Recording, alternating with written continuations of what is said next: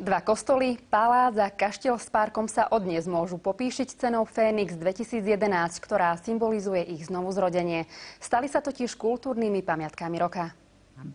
Spomedzi 16 nominovaných projektov vybrala odborná porota 4, 2 z východného a 2 zo západného Slovenska. Za komplexnú obnovu a reštaurovanie mobiliáru získal Fénixa jezuitský kostol v Skalici.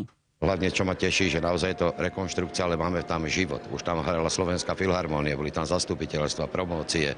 Druhým oceneným kostolom bol rímskokatolícky kostol svätého Juraja v Spišskej Sobote. Je významný z viacero hľadisk, ale keď my spomenieme, že to je hlavný oltár od majstra Pavla z Levoče, tak na Slovensku to by malo zarezonovať, ako keď sa v Taliansku povie, že to je dielo Michelangela. Každá obnova pamiatok prináša aj nové objavy. Podobne to bolo aj pri reštaurovaní oceneného Jesenákovho kaštieľa a parku v Tomášove pri Bratislave. Veľmi zaujímavý grafický kabinet, ktorý je ale zaujímavý tým, že obrazové rámy sú namaľované, teda nie sú trojrozmerné a do nich boli vlepené diela holandských maliarov. No a nám sa podarilo práve tento kabinet nájsť. 4.